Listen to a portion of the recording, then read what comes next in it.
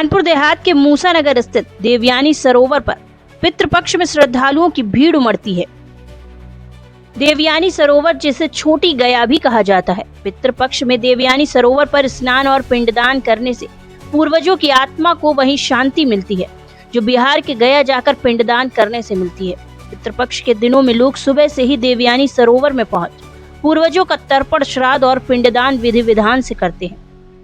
पुरानी मान्यताओं के अनुसार मूसा नगर के देवयानी सरोवर यानी छोटी गया में पहले पिंडदान करना होता है। इसके बाद बिहार के गया में पिंडदान करने से पितरों की आत्मा को मोक्ष की प्राप्ति होती है। सनातन धर्म के लोग हर साल पितृपक्ष में पिंडदान के लिए मूसा नगर आते हैं। यहाँ पिंडदान करने के बाद बिहार की गया में पहुंचकर पिंडदान करते हैं। मूसा नगर में स्थित देवयानी सरोवर पितृपक्ष में विशेष महत्व रखता है। हर साल पितृपक्ष के दौरान हजारों श्रद्धालु यहाँ पहुंचकर अपने पितरों का विधि पूर्वक श्राद्ध, तर्पण और पिंडदान करते हैं। वहीं पितृपक्ष पर देवयानी सरोवर में विधि विधान से तर्पण, श्राद्ध और पिंडदान करा रहे पंडित गिरजा शंकर पाठक ने बताया कि मान्यता के अनुसार बिहार के गया में पिंडदान करने से पहले छोटी गया यानी देवयानी सरोवर के तट पर प्रथम पिंडदान की परंपरा है। पहले यहाँ पिंडदान करने के बाद बिहार की गया में जाकर पिंडदान करने से पूर्वजों को मोक्ष की प्राप्ति होती है। पितृपक्ष में दूर दराज से लोग अपने पितरों की आत्मा की शांति के लिए श्राद्ध कर्म करने यहाँ पहुंचते हैं। देवयानी सरोवर से कुछ ही दूर पर यमुना नदी बहती है। खास बात यह है कि यह धारा यहाँ उत्तरगामी है। हिंदू धर्म ग्रंथों में उत्तरगामी यमुना के तट पर स्नान और पिंडदान को अत्यंत पुण्यदायी माना गया है। श्रद्धालु सरोवर में स्नान कर शुद्धिकरण करने के बाद अपने पितरों का तर्पण करते हैं। देवयानी सरोवर की पौराणिक कथा देवयानी सरोवर केवल पितृ तर्पण के कारण ही नहीं, बल्कि अपनी पौराणिक कथा के लिए भी प्रसिद्ध है।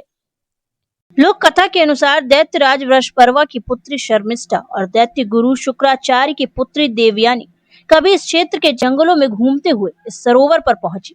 दोनों ने यहाँ स्नान करने का निर्णय लिया। भगवान शिव यहाँ से गुजर रहे थे।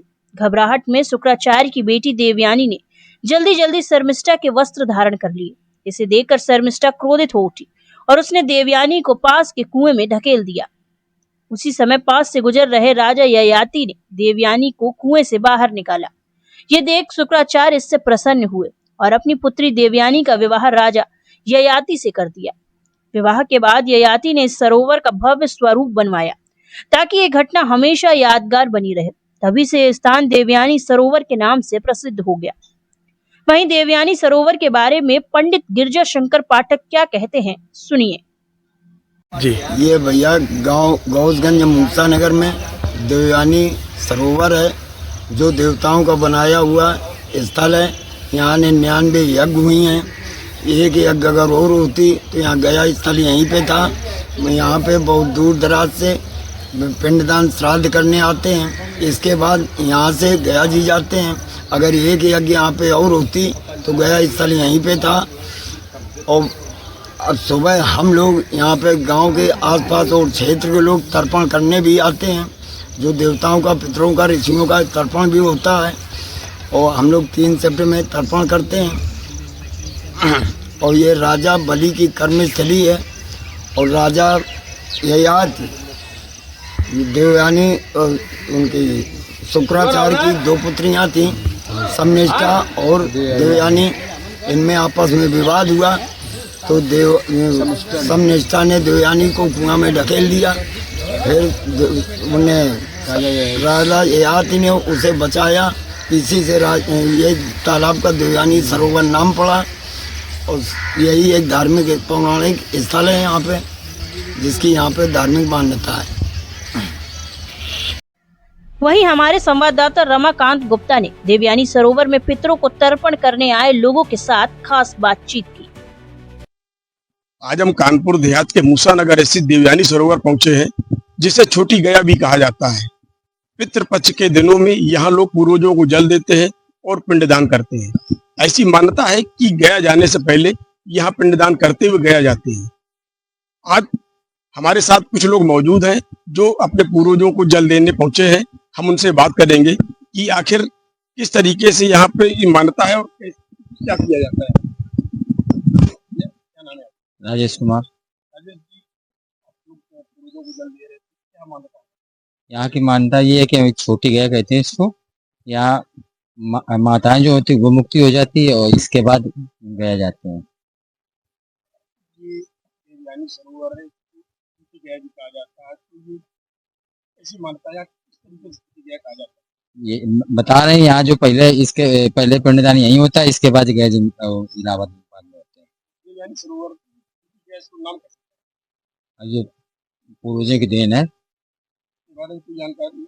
ये हजारों साल से चल रहा है, कोई जानकारी नहीं इस बारे में।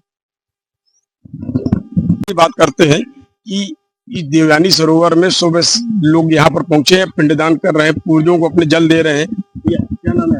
मोहित अग्रवाल कोई भी जल दे रहे हैं सुबह से पूर्वजों को, जी। क्या कहेंगे? ये बहुत ही पूर्ण का विषय है। यहाँ पे मतलब हम लोग अपने पूर्वजों को तर्पण करने हेतु आते हैं। ये अर्ध गया के नाम से प्रसिद्ध है। कोई भी पिंडदान के लिए जाता है तो सर्वप्रथम उसको मूसा नगर की अर्ध गया में आना पड़ता है, इसके बाद ही वो बोध गया बिहार जाएगा। इसके बारे में ऐसी मानता है कि पहले पिंडदान होता है, इसके बाद गया जी जाते हैं, इसके बारे में कुछ विस्तार से बता पाएंगे? विस्तार से क्या, जितनी जानकारी उसके हिसाब से ये मतलब अर्ध गया इस वजह से कहा जाता है कि यहाँ पे मतलब जो हमारे पूर्वजों द्वारा बताया गया कि यहाँ पे यज्ञ हुए थे, वो 99 यज्ञ हुए थे, इस वजह से इसको अर्ध गया कहा जाता है। मान्यता तो ऐसी है।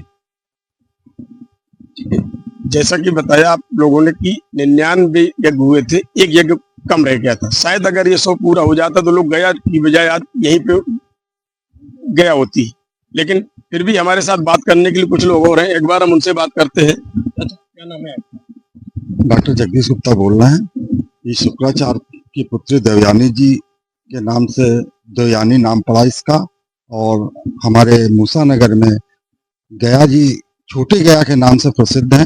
सर्वप्रथम अगर अगर पिंडदान नहीं होता है तो गया जी में भी यहीं के नाम पे पिंडदान कराते हैं। धन्यवाद।